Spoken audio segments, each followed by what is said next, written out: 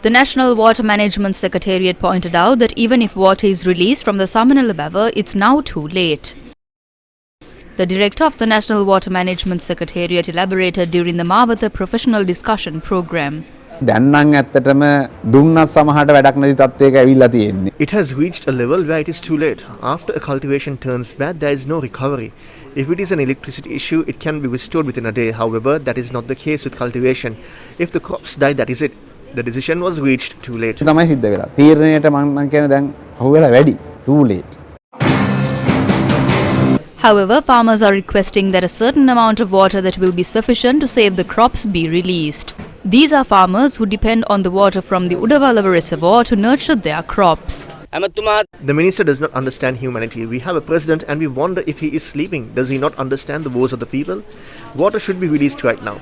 They do not even care if the people die of hunger as long as their plans are achieved. The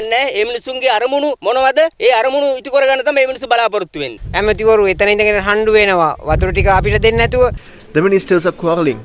What is the point of having electricity if we have nothing to eat? The Mahavali wants us to cultivate and promised us water for the cultivation as well. One minister said that people in Polonnaruwa only consume manioc. We cannot survive like that.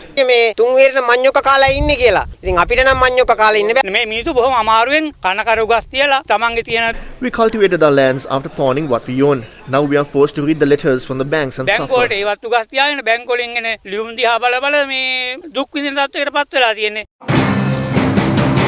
Over 25,000 hectares of rice fields in the Monaragala, Ambilipitiya and Ratnapura districts receive water from the Udawalawa reservoir via two waterways, namely the Walawa left and right bank canals. More than 30,000 families directly depend on the water from the Udawalawa reservoir. However, the Ceylon Electricity Board refused to release water from the Samanala River for agriculture, noting that by doing so it would lose 120 megawatts in electricity, leading to an electricity crisis in the southern province.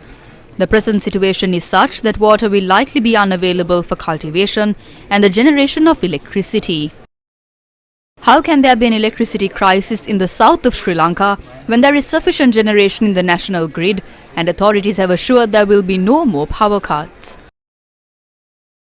The Ceylon Electricity Board Engineers Union elaborated during the Mawatha professional discussion program.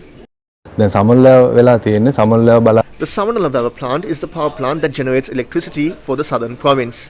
There was a diesel power plant in Ambilipitiya. However, it was removed from the grid as the agreement period expired. There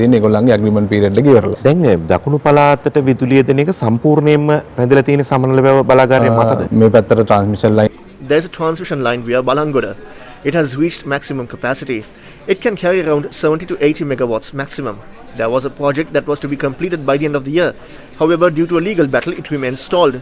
That is a transmission line from Polpitiya to Hambantota.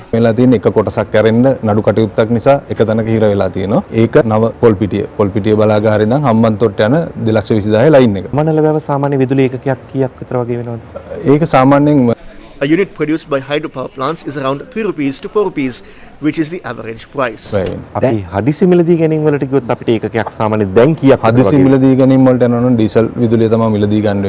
we go for emergency purchasing, it would have to be diesel. The power plants in Hambantota would range from 80 rupees to 85 rupees.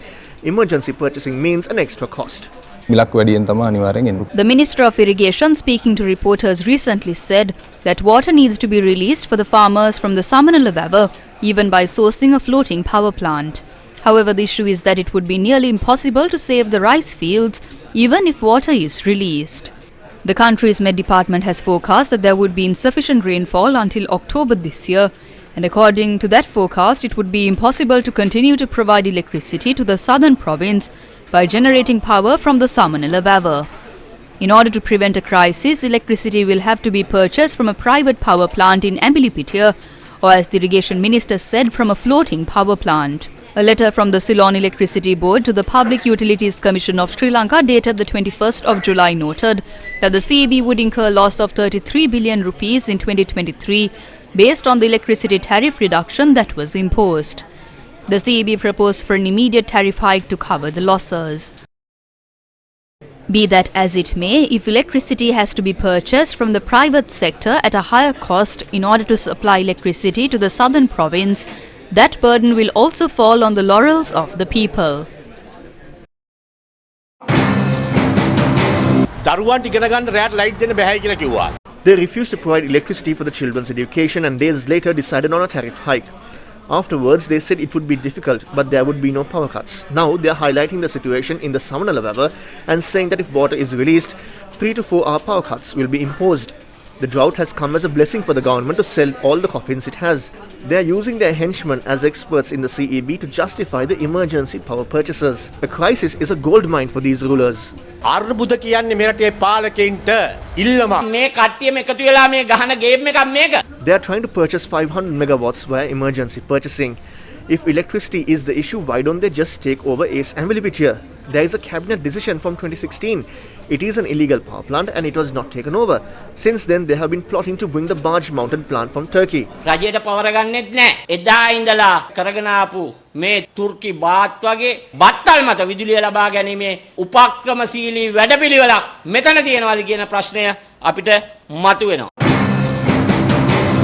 Reports have surfaced over attempts to reach a new deal with regard to electricity generation via liquefied natural gas. Do you recall the midnight agreement that was signed on the 17th of September 2021 with New Fortress Energy, a US-based energy infrastructure company? According to the agreement signed in 2021, the Treasury's 40% stake in the Yugadanavi power station in Kerevalapitiya would be transferred to New Fortress Energy. The agreement also included the use of a new power plant named Sobadanavi, as well as the supply of liquefied natural gas. However, so far this agreement has not been executed, and the CEB Engineers Union stressed that the authorities are now looking at an Indian firm to execute the project. අලුත්ම තත්ත්වය තමයි NFE සමාගම නෙමෙයි දැන්. Another company has replaced New Fortress Energy, and the same process was followed. It means they would install the FSRO and buoy as well as the LNG systems. We are made to understand that Petronet LNG Limited from India has made an approach with the Indian government's blessing. It is reported that on the 31st of July, a cabinet paper was placed to cancel the system and provide the contract in an unsolicited manner to this new company. If cabinet approval is given, they would work to allow this Indian company to enter Sri Lanka.